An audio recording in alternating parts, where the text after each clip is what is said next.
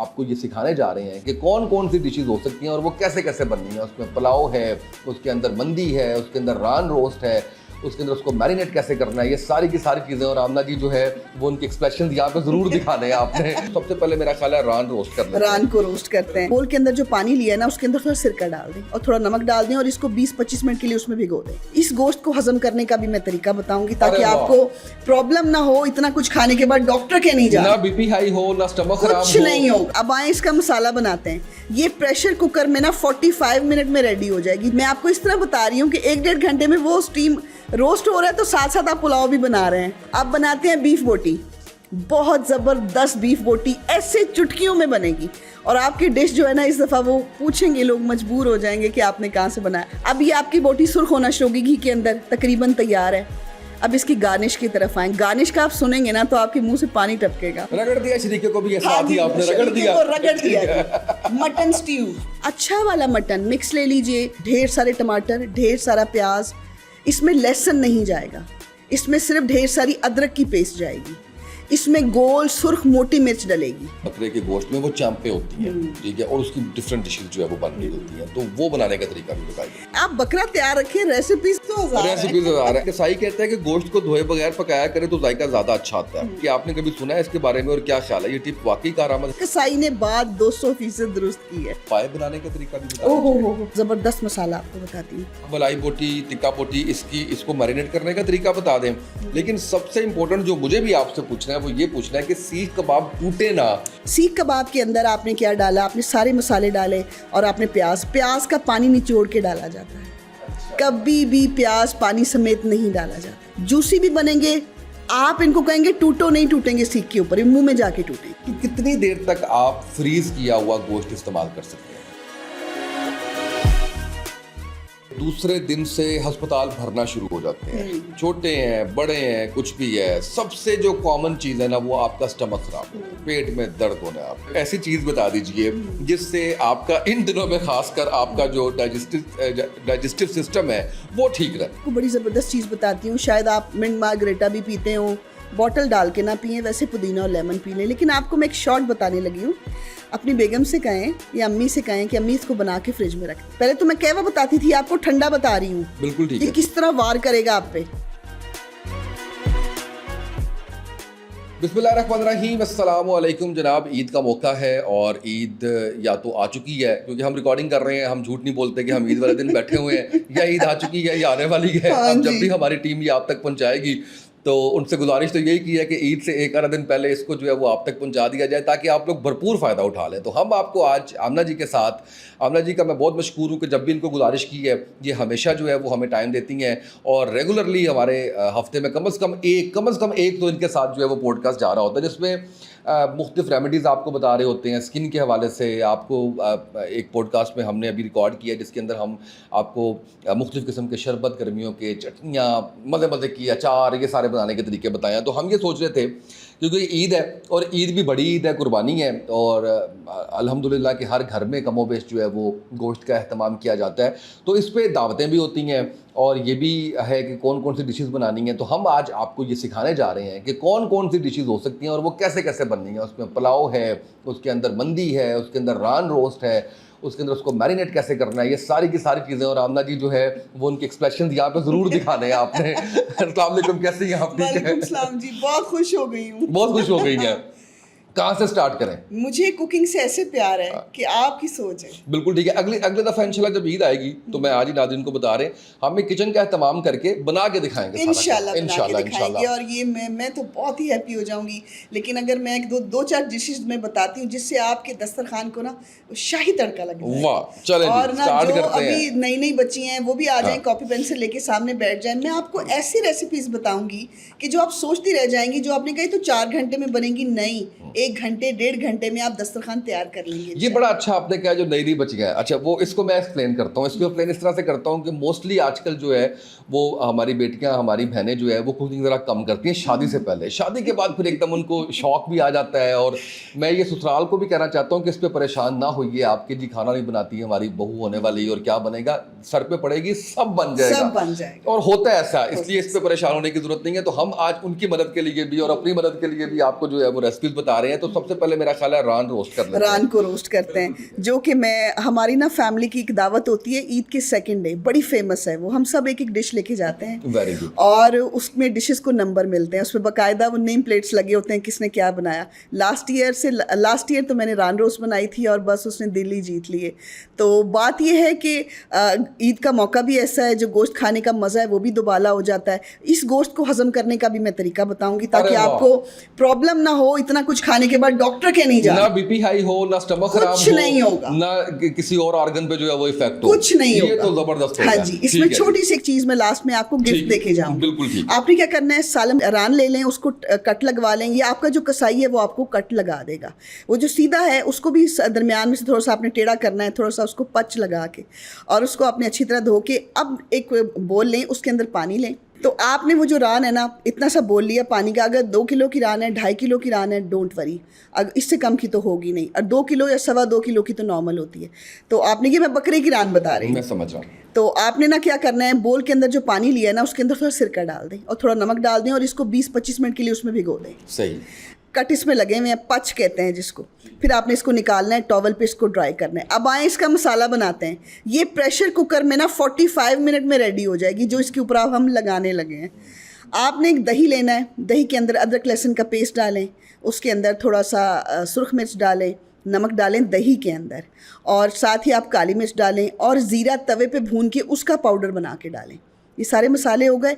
अब इनको रान पे अच्छी तरह मल दें। लेकिन अगर आप बाज़ार से रान रोस्ट का मसाला लाएं, नो प्रॉब्लम, मैं तो आपको वो तरीका बता रही हूँ, ये स्मोकी बनेगी। मैं जो बता रही हूँ ये स्मोकी रान रोस्ट बनेगी, तंदूरी रान बता रही हूँ मैं आपको। आपने वो सारा मसाला उसके ऊपर लगा दिया। मसाला लगाने के बाद आपने इसको कम से कम ना 15-20 मिनट रेफ्रिजरेटर के अंदर रखना है। फिर आपने इसके अंदर फॉयल जो है उसको लपेटें, फॉयल के अंदर थोड़े थोड़े सुराख करें। अपनी बड़ी पतीली कोई भी जिसमें आप स्टीम करना चाहें, अवन में रखना चाहें तो आप इसको अवन के टाइमिंग के हिसाब से रखें। आप, मेरा ख्याल है कि 50 मिनट के बाद निकालेंगे, बिल्कुल रेडी होगी। बिल्कुल सही है। अब अगर आपने इसको पहले ही थोड़ा सा सुर्ख कर लें, जैसे ये तो आपने फॉयल के अंदर डाल के रखी, निकाली तो वो बनी हुई है। अब भी दूसरा तरीका देख लें। आपने इसको मसाला लगा के पैन के अंदर ऑयल डाल के इसको दोनों तरफ से सुर्ख कर लें, लाल, बिल्कुल सही, रंग भी डाल लें थोड़ा लाल। अब तैयार कर लिया आपने। अब इसको बाहर निकालें। बाहर निकाल के फिर आपने इसको रैपर के अंदर जो है वो लपेटना है फॉयल के अंदर, और फिर आप इसको स्टीम दे लें। स्टीम या इसको प्रेशर के अंदर नीचे कोई चीज़ रख के, थोड़ा ऊपर पानी रख के इसको प्रेशर डाल दें। मेरी जिनको मैं बता रही हूँ उनको सब पता है कि कैसे करना है। स्टीम कर लें या प्रेशर में डाल के स्टीम कर लें या वैसे पतीले में स्टीम कर लें, 1-1.5 घंटा लगेगा। उस 1-1.5 घंटे में मैं आपको इस तरह बता रही हूँ कि 1-1.5 घंटे में वो स्टीम रोस्ट हो रहा है तो साथ साथ आप पुलाव भी बना रहे हैं। अच्छा, मैं इस तरह बताऊंगी, मैनेज हो जाएगा टाइम, डोंट वरी। बिल्कुल सही। आपने उसके अंदर डाल दिया इसको और इसको रख दिया। घंटे बाद इसको आपने फोक से चेक किया या ढक्कन उठा के या प्रेशर खोल के, ये गल जाएगी। आपने एक कोयले को सुर्ख करके अच्छी तरह, फिर फॉयल खोल के अंदर रख के ऊपर थोड़ा घी डालेंगे और इसको ढक देंगे 15-20 मिनट के लिए, तो ये स्मोक आ गया इसके अंदर। अब बनाते हैं बीफ बोटी। बहुत ज़बरदस्त बीफ बोटी ऐसे चुटकियों में बनेगी, और आपकी डिश जो है ना इस दफ़ा वो पूछेंगे लोग, मजबूर हो जाएंगे कि आपने कहाँ से बनाया। अच्छा, आज मेरी लिंक शेयर कर देना उनसे। अब मेरी एक, हाँ जी, मेरी एक सिग्नेचर जो है वो रेसिपी है जो मैंने आज तक हमेशा ख़ानदान में बनाई है, और वो उंगलियाँ चाटते रह गए हैं, चाहे माने ना माने।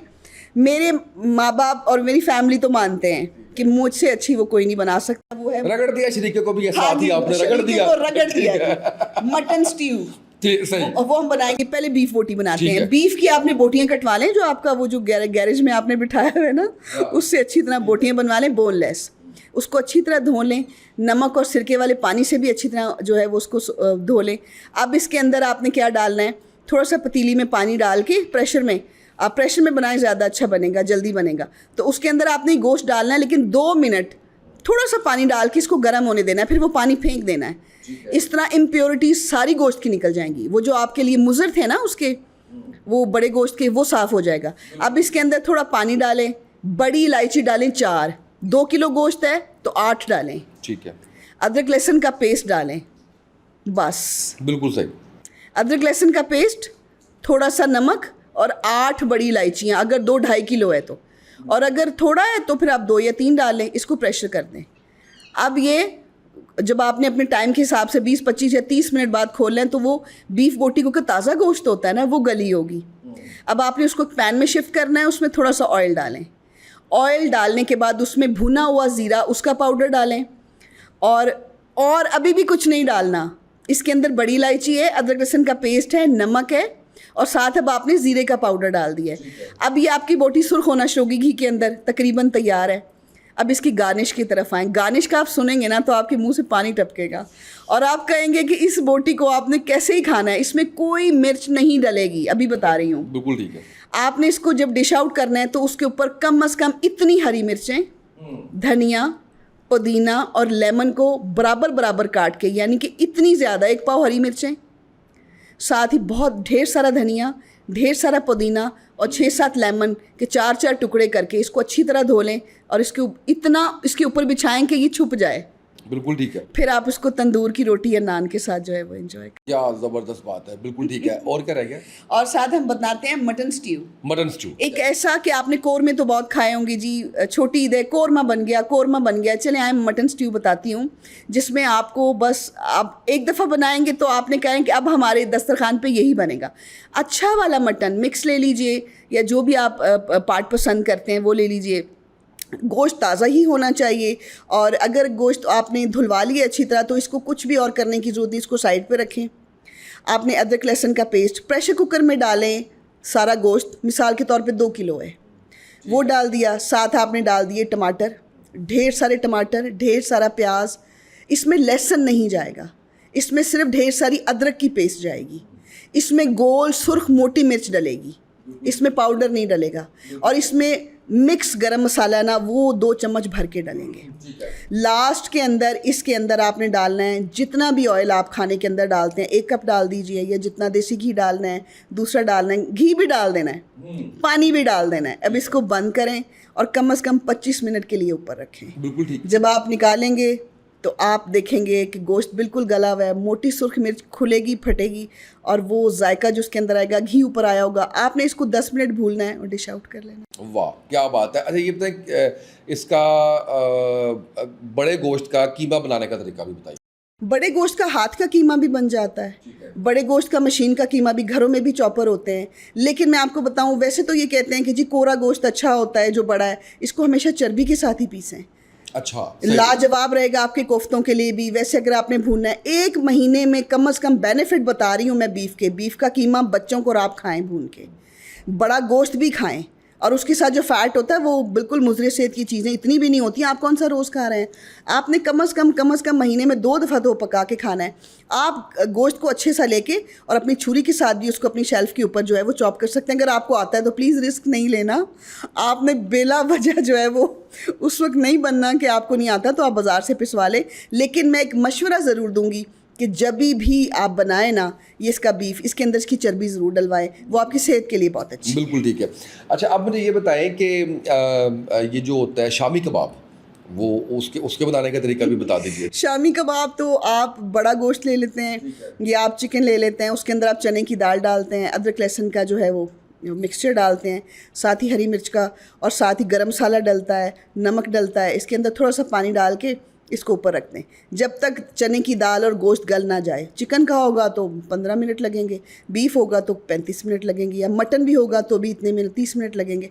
उसको निकालें, पानी बिल्कुल खुश्क हो उसका, इतने अंदाजे से डालें। शामी कबाब जो है ना वो वाकई शामी नहीं, मैं इनको शाही कबाब कहती हूँ, इसलिए कि इनका इतना ख्याल रखना पड़ता है। इतना सा पानी ऊपर नीचे हुआ नहीं तो आपको हलीम बनानी पड़ेगी, बाद में वो कबाब नहीं बनेगी कभी, ऐसा देखा है। आपने उसको उतारना है, उसके अंदर प्याज, अदरक, लहसुन जूलियन कटा हुआ और धनिया डालें, पुदीना डालें, उसका नमक चेक करें वो ठीक है, मिर्च चेक करें, उसके बाद इसको शेप दे लें और अपने शामी कबाब। बिल्कुल ठीक है। अच्छा जी, एक जो है ना जी वो बड़ी मज़े की चीज़ जो होती है बकरे के गोश्त में, वो चांपे होती हैं, ठीक है, और उसकी डिफरेंट डिशेस जो है वो बन रही होती हैं, तो वो बनाने का तरीका भी बताइए। अच्छा, चॉप्स का मुझे भी बहुत पसंद है, बहुत ज़्यादा पसंद है। वो ऐसी होती हैं कि उसके साथ बहुत ज़्यादा गोश्त तो नहीं लगा होता, लेकिन उसकी जो नज़ाकत होती है ना, कि यानी कि अगर आपने मिक्स गोश्त पका लिया तो सबसे पहले चांप जो है ना वो ढीली पड़ेगी, सबसे पहले वो जो है ना टेंडर होती है, फिर बाद में होता है। अच्छा, एक बात मैं आपके तवज्जुह से प्रोग्राम की बताती चलूँ, कोशिश करें कि मीट टेंडराइज़र ज़रा कम इस्तेमाल करें। अगर आपने गोश्त को ओवरनाइट मसाला लगा के रखा है और मीट टेंडराइज़र यूज़ कर रहे हैं तो उसके लिए है कि आप कचरी पाउडर या आप पपीते का पाउडर तो यूज़ कर सकते हैं। वो भी अगर आप ना करें, पपीते का पाउडर ओरिजिनली पपीते का हो, मीट टेंडराइज़र ना हो, उसमें कोई केमिकल ना हो। लेकिन अगर इसके साथ साथ मैं एक टिप बता दूँ तो जो सबके लिए बहुत ज़बरदस्त हो, लहसुन को छीलते वक्त उसकी दरमियान की डंडी कभी मत फेंकें।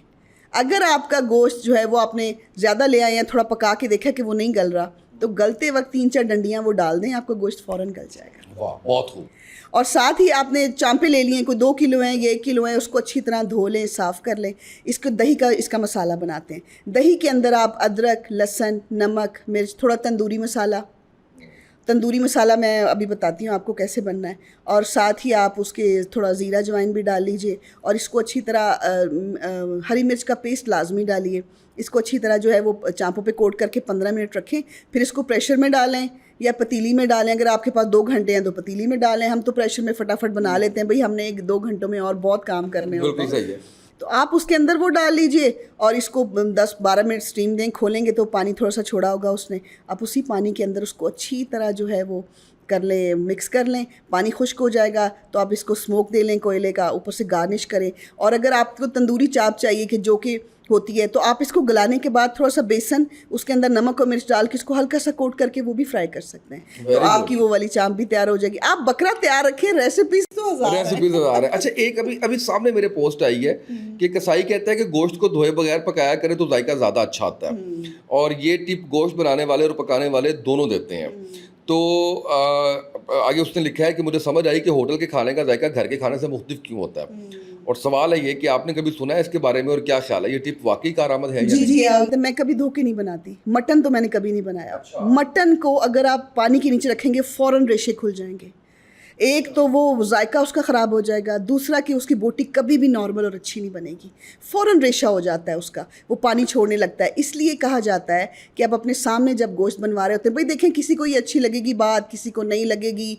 आप जहाँ पे गोश्त वो बना रहे होते हैं वो जगह भी तो देखें ना किस तरह की है। अगर उसी वक्त फ्रीज़ करने से पहले आप हल्का सा पानी इसके ऊपर से गुजार दें बस, और छन्नी को यूँ छान लें, तो उससे भी आपका काम बन सकता है। ऐसा नहीं है, इसके ऊपर हड्डियाँ लगी होती हैं, चीज़ें लगी होती हैं, लेकिन कसाई ने बात 200% दुरुस्त की है। अच्छा, जायके को फ़र्क पड़ता है। और हमें, आपको पता है, कीमा भी धोने की आदत है, गोश्त भी।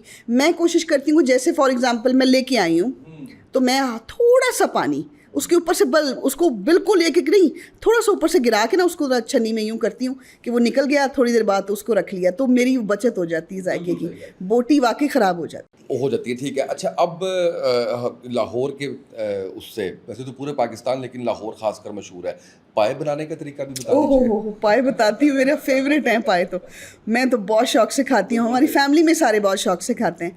आप छोटे पाए बनाना चाहते हैं या बड़े पाए 6 से 7 घंटे तो लेते हैं।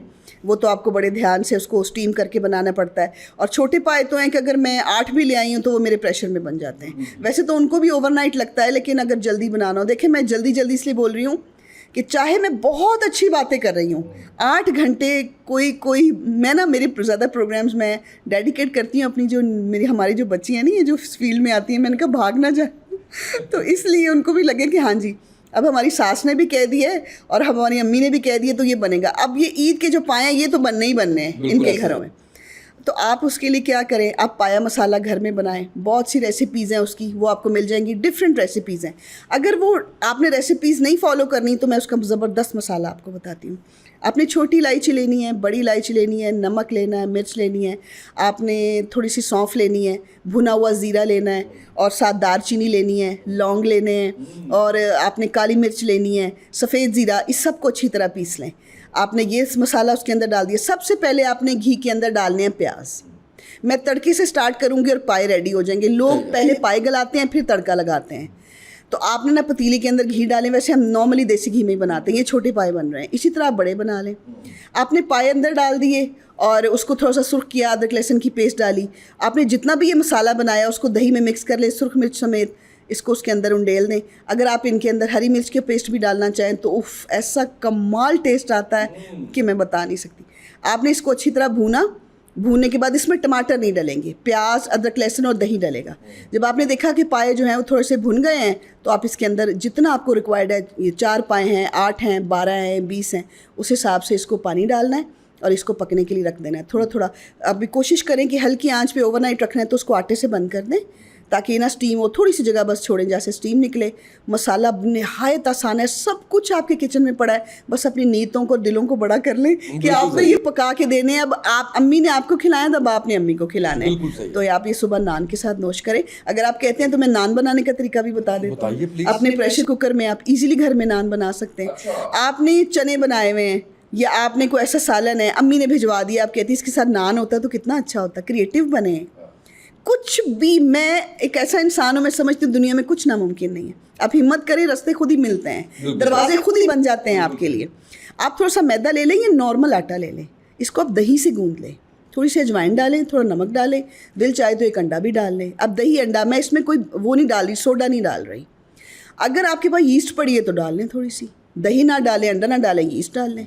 अब इसको अच्छी तरह गूंद के, इतना सा 2-3 नान चाहिए आपको, डो बना के साइड पर रख दें। आधे घंटे बाद वो फूल जाएगी, उसका पेड़ा बनाएं। अपने प्रेशर को चूल्हे के ऊपर उल्टा करें, उसकी साइडें जो है वो हो जाएंगी थोड़ी गर्म, तो उसके ऊपर छोटे छोटे नान लगाएं, ऊपर उसको ग्लेज करें मक्खन, धनिया, पुदीना, हरी मिर्च के साथ और एंजॉय करें। वाह, बहुत खूब। अच्छा, अब आपने मुझे ये बताना है कि सीख कबाब सबका दिल करता है कि बारबेक्यू भी हो एक दिन, ठीक है। उसमें जो एक तो आप मलाई बोटी, टिक्का बोटी, इसको मैरिनेट करने का तरीका बता दें, लेकिन सबसे इम्पोर्टेंट जो मुझे भी आपसे पूछना है वो ये पूछना है कि सीख कबाब टूटे ना, इसका कोई तरीका बता दीजिए। उसमें क्या चीज़ डाली जाती है जिससे वो टूटते नहीं है? मेरी फ्रेंड का एक दफ़ा बारबेक्यू था घर में, तो मुझे कहती यार बना बहुत मज़े का था, मैं तुम्हें कबाब दिखाती हूँ, बहुत अच्छे बने थे लेकिन टूट रहे थे।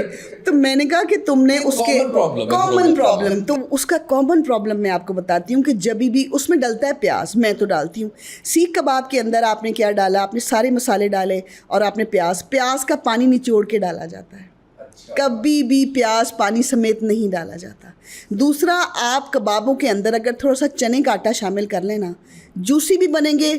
आप इनको कहेंगे टूटो, नहीं टूटेंगे सीख के ऊपर, मुंह में जाके टूटेंगे। अच्छा, वेरी गुड। जूसी, सॉफ्ट, आप लचकदार होंगे, आप उसको जितना मर्जी हिला लें उनमें लचक होगी लेकिन वो टूटेंगे नहीं। तो उसके लिए प्याज निचोड़ के डालना है और उसके बाद चने का आटा थोड़ा शामिल करना है। इंशाल्लाह आपके कबाब नहीं टूटेंगे। और मिक्सचर को देख लिया करें कि आपने ऐसी कौन सी चीज़ डाली है। टमाटर भी बीच में आप डाल देते हैं, इतना पतला मेज़ा बना लेते हैं, इसका मेज़ा जरा खड़ा खड़ा सा थोड़ा सख्त होता है। तो आप ये 2 टिप्स हैं आपके लिए, आप एंजॉय करें अपना बारबेक्यू। बिल्कुल सही है। और मलाई बोटी और टिक्का बोटी, इसको मैरिनेट करने का तरीका? अच्छा, मलाई बोटी का मसाला भी मिलता है, टिक्का बोटी का मसाला भी मिलता है मार्केट में भी, बहुत अच्छे खुले मसाले भी पैकेट के अंदर भी वो आप लेने। इन सब चीज़ों के साथ आपने काम करना है कि आपके गोश्त का और बारबेक्यू का जायका ना जो 1000 गुना बढ़ जाए, 10 गुना नहीं। ठीक है। आपको अगर ये माशाल्लाह चाहिए कि ये बहुत ही बस तारीफ़ें करते ना सारे थकें, आपने इसको कम से कम 2-3 घंटे तो मैरिनेट करना है, ओवरनाइट नहीं करना। अगर तो वो चिकन है वो सीख पे लगते ही गिर जाएगा। और अगर वो मटन का आप बारबेक्यू बना रहे हैं तो उसके अंदर जो एक मेन इंग्रेडिएंट डलता है वो है भुना हुआ ज़ीरा, वो आपने लाजमी डालना है। अच्छा जी, अब इस तरह से है कि ये तो आपने बता दिया, इसके हवाले से डिशेस बता दी। एक तो मैं एक और बात भी चाहता हूँ कि अगर आप इस बात से एग्री करती हैं कि जो आप कुर्बानी करते हैं उसके 3 हिस्से होते हैं। एक आपने बांटना होता है, एक आपने अपने लिए रखना होता है, एक आपने रिश्तेदारों को देना होता है।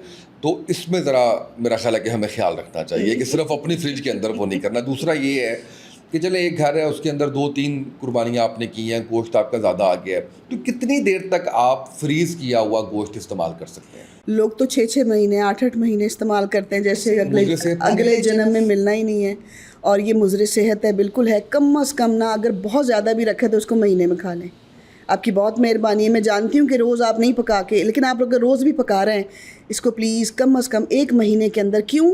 गोश्त में ऑटोमेटिकली ऐसे चेंजेस आना शुरू हो जाते हैं जब ये 2-3 महीने फ्रीज़र में पड़ा रहता है, आप वो चेंजेस नहीं देख सकते। लेकिन उसके अंदर कुछ ना कुछ जो है ना वो गड़बड़ स्टार्ट हो जाती है। इसलिए जो पहले दिन जायका होता है गोश्त का, वो 3 महीने बाद पकाएं तो वो जायका नहीं होता। तो कोशिश करें कि 1 महीने के अंदर इसको खा लें। मैं तो कहती हूँ 1 हफ्ते में ही खा लें, लेकिन अगर आप फिर भी आप मेरे साथ अग्री नहीं करेंगे तो आप इसको 1 महीने में कम से कम खा लें, इसको ख़त्म करें। ये बताएं कि आपको भी पता है, हमें भी पता है कि दूसरे दिन से अस्पताल भरना शुरू हो जाते हैं, छोटे हैं बड़े हैं कुछ भी है, सबसे जो कॉमन चीज़ है ना वो आपका स्टमक खराब होना है, पेट में दर्द होना है, आपके वॉमिटिंग शुरू हो जानी है आपको। इट मीन्स कि आपने उसको डाइजेस्ट नहीं किया हुआ और आपने बहुत ज़्यादा खा लिया है। एक तो तरीकाकार जो सबको पता होना चाहिए वो ये है कि हिसाब किताब से खाएं, अपनी कैपेसिटी के मुताबिक खाएं। लेकिन चलें जी, आप दावतों पे दावतें आ रही हैं, दोपहर में कहीं है, शाम में कहीं है, तो कोई ऐसी चीज़ बता दीजिए जिससे आपका इन दिनों में खासकर आपका जो डाइजेस्टिव सिस्टम है वो ठीक रहे। और यकीन करें खाना इन्होंने है, मैंने भी खाना है, लेकिन टेंशन मुझे हो रही है कि उसके बाद डॉक्टर्स जो इनके जानने वाले होंगे उनको फ़ोन करेंगे, डॉक्टर साहब आज क्लिनिक खुला है। ये मेरी आंखों के सामने की बात है। नहीं आज नहीं डॉक्टर साहब, किसी तरह आज खोल लें, क्योंकि मैंने आना है और मुझे शदीद जो है ना वो स्टमक में पेन हो रही है। आपने उसके लिए आपको बड़ी ज़बरदस्त चीज़ बताती हूँ, शायद आप मिंट मार्गरेटा भी पीते हो, बॉटल डाल के ना पिएं, वैसे पुदीना और लेमन पी लें। लेकिन आपको मैं एक शॉर्ट बताने लगी हूँ, अपनी बेगम से कहें या अम्मी से कहें कि अम्मी इसको बना के फ्रिज में रख दें। जैसे ही आपने खाना खाना है तो रात को वॉक करने से पहले, जब आपने डिनर करना है तो आपने एक शॉट इसका ले लेना, डे में नहीं लेना। अब आप लेमन लेके आएँ, कागजी लीमू ले आएँ या जो भी ले आएँ, उस लेमन को स्क्वीज़ करवा लें, उसका बॉटल भरवा लें। अब आपने काली मिर्च पिसवा लें और अदरक का पानी निकलवा लें। अदरक का पानी कम से कम आप 3-4 भी पीस अदरक के निकालेंगे तो वो एक बॉटल छोटी तो शीशे की भर जाएगी। अब ये दोनों चीज़ें लेमन और अदरक आपके फ्रिज में पड़ा है। पहले तो मैं कहवा बताती थी, आपको ठंडा बता रही हूँ। बिल्कुल ठीक है। कि किस तरह वार करेगा आप पे। आपने खाना खा लिया, इधर आपने आखिरी निवाला मुंह में डाला, आप थोड़े से ठंडे पानी के अंदर 1 चम्मच लेमन का जूस डालें, 1 चम्मच अदरक का जूस डालें, नमक और काली मिर्च की चुटकी, और ये आपने 1 शॉट ले लेना है। इंशाल्लाह मेरी दुआएं भी आपके साथ हैं, आपको कोई मैदे में तकलीफ़ नहीं होगी, कोई आपका दिल ख़राब नहीं होगा, कोई आपको हाजमे का मसला नहीं होगा, बल्कि आप इसको पीने के बाद कहेंगे मैं तो ऐसे तंदुरुस्त हूँ जैसे मैंने कुछ खाया ही नहीं। तो अपने मैदे को ठंडा भी रखें, बहुत ज़्यादा भी ठंडा नहीं रखना। पता है जो लोग खाना खाते जिनको नींद आती है उनका मैदा एक्स्ट्रा ठंडा हो जाता है, हमें पता ही नहीं, और वो कह रहे होते हैं खाना खाते ही नींद आई, अगर आ गई तो सो जाएं, कोई मसला नहीं है। तो फिर मैं बताऊंगी कभी इसके लिए भी कि मैदा ठंडा हो रहा है या गर्म हो रहा है, इसकी भी निशानी है जो लोग कहते हैं। ये तो हमने डिसाइड किया हुआ है, जो बात होनी अभी होनी है, अभी हो जाएगी। आपने जिन लोगों को ये होता है कि हम डायबिटिक भी हैं, तो जो लोग डायबिटिक नहीं हैं वो भी खाना खाते तो उनको एकदम नींद आ रही होती है, तो वो ये देख रहे होते हैं कि हम जो है सत पुदीना ले लीजिए इसके लिए, जो आपको मैदे को अगर ज़्यादा ठंडी हुई, सत पुदीने का पाउडर ले लीजिए, और अनारदाना अच्छा वाला ना पंसार से ले लें, उसका पाउडर बना लें। आप ना ये 1 चम्मच ले लें। ठीक है। अगर मैदे में एक्स्ट्रा ऑर्डिनरी ठंडक भी हमें अच्छी नहीं है, देखिए एतदाल में रहे जिस्म। मैंने आपको मिजाज बताए थे, गरम सर्द, लेकिन आपको पता है एक बॉडी के अंदर इन सब मिजाजों का होना ज़रूरी है। लेकिन अगर आप फील कर रहे हैं कि आप पहले ठीक थे लेकिन 1 महीना हुआ है, जैसे ही आप खाना खाते हैं आपको तो जो है वो फ़ौरन नींद आना शुरू हो जाती है। और हम बार बार बताते हैं जी तुख बालंगा पी लें, तुखम बालंगा पी लें, अब ये खा लें, तो आप ये देखें कि कहीं चीज़ों की ज़्यादती की वजह से आपका मैदा ज़्यादा ठंडा तो नहीं हो गया कि आपको फ़ौरन नींद की झोंके आना शुरू हो गए। तो अगर आप पुदीने का पाउडर और अनारदाने का पाउडर इसको लेके अगर आप इसका 1 चम्मच पाउडर लेते हैं तो आपका पेट एतदाल पे आ जाएगा। बिल्कुल सही। तो वो वाला प्रॉब्लम नहीं होगा जो आपको फ़ौरन नींद आती थी। आ जाए तो सो जाएं 15 मिनट 20 मिनट, लेकिन अगर उठें और उठ के फिर भी वो नींद वाली कैफियत रहे, फिर आपने ये पाउडर इस्तेमाल। अच्छा जी, अब मुझे ये बताइए कि जैसे ही हम गोश्त खाते हैं ना तो फ़ौरन हमें लगता है कि एक सोडा जो कि सफ़ेद रंग का होता है वो जैसे ही हम पिएंगे तो एकदम से जनाब सारा कुछ हज़म हो जाएगा। इसमें हकीकत है?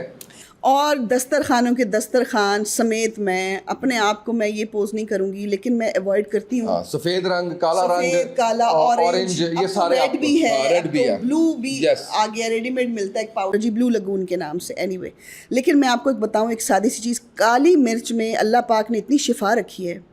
काली मिर्च जो है ना वो अगर आप निगल भी लेते हैं 2-4 तो हाजमा तो यूँ चुटकियों में ठीक कर देती है। अजवाइन और काली मिर्च कमाल है आपके मैदे के लिए, अक्सीर है। तो आप कुछ ऐसा ड्रिंक अपने लिए बना के रखें। बच्चों को तो आप नहीं रोक सकते, लेकिन कोशिश करें अगर उनको भी आदत पड़ जाए, क्योंकि गले का मसला हो जाता है। लेमन, पानी के जग के अंदर लेमन डाल लें, नमक और काली मिर्च, और तीसरी कोई चीज़ नहीं, नो चीनी। इसको आप ठंडा कर लें और जैसे ही आपका दस्तरखान के ऊपर खाना फिनिश हुआ, आप इसका एक गिलास इस्तेमाल करें, थोड़ा इसको चिल कर लें तो आपका खाना ज़बरदस्त हज़म होगा। अच्छा, मैं एक और बात आपको बताऊं, चीज़ों के साथ मिक्स करके, जैसे मैंने एक फक्की, तो वो आपको ईद पे चाहिए, वो तो आप मेरा प्रोग्राम जो है वो पीछे देख लें और आपने वो बनानी है। हाँ जी, आपने अगर 25 ग्राम ज़ीरा लिया है तो 25 ग्राम आप अजवाइन ले लीजिए और आप काली मिर्च का 1 चम्मच टेबल स्पून ले लीजिए। इनका पाउडर बना के अपने डब्बे में बंद करके रख दें। नाश्ते के बाद 1 चम्मच और रात को। और जिन दिनों में गोश्त खाना है तो जैसे ही आपने कोई बड़ी 2-3 किलो गोश्त खा लिया, साथ ही आप इसके 1-2 चम्मच ले लें, आप यकीन करें दुआ देंगे। ये आपको बिल्कुल भी वो स्टमक के हर किस्म की जो प्रॉब्लम है, जलन है, गैस है और उसके बाद जो सीना बहुत जलता है, उसकी बड़ी शिकायत है, तो इंशाल्लाह उससे रिलीफ। बहुत शुक्रिया, अल्लाह आपको जज़ाए खैर दे। इतनी अच्छी आपने रेसिपीज़ आज हमें बताई और मुझे उम्मीद है कि ईद बहुत अच्छी आने वाली है। बहुत सी दुआएं हैं इस हवाले से और आपके लिए यही गुजारिश है और अपने आप को भी मैं यही समझा रहा हूँ कि ये जिस्म हमारा अपना है, हमने इसके मुताबिक ही जो है अपनी कैपेसिटी के मुताबिक ही अपना फूड भी इंजॉय करना है। तो एकदम से बीमारी की तरफ ना जाइए, चीज़ों को एक एतदाल के साथ आप इस्तेमाल कीजिए, खाइए ज़रूर, इंजॉय कीजिए, लेकिन अपनी सेहत का ज़रूर ख्याल रखिए। हमने बहुत सी चीज़ें आपको बता दी हैं। बहुत से लोग एक सवाल ये करते हैं कि जी आपके चंक्स तो नज़र आ जाते हैं टिकटॉक पे, फेसबुक पे, इंस्टा पे, लेकिन फुल लेंथ आपका जो प्रोग्राम है वो नज़र नहीं आता कि वो कहाँ पे होता है। तो वो उसके लिए मैं आज आपको बताना चाह रहा हूँ कि आप जब यूट्यूब पे जाएंगे और वहाँ जाके उसामा तैयब ये पॉडकास्ट देखेंगे तो वहाँ पे आपको फुल लेंथ मिल जाएगा। आमना जी के साथ हमारी मल्टीपल एपिसोड्स हैं, पिछले प्रोग्राम्स का भी हम हवाला देते हैं। वो सारी की सारी एपिसोड्स आपको यूट्यूब पे उसामा तैयब पॉडकास्ट आप सर्च करेंगे, वहाँ पे आप आमना मलिक दिखेंगे तो इनके सारे प्रोग्राम्स आपकी एक लिस्ट जो है वो उसकी शक्ल में सामने आ जाएंगे, तो वो आप उसको जो है वो देखेंगे। और मुझे उम्मीद है कि आपकी ज़िंदगी के अंदर बहुत सी वैल्यू ऐड होगी इन तमाम चीज़ों से। आज के इस पॉडकास्ट से इतना ही, इजाज़त दीजिए, अल्लाह हाफ़िज़।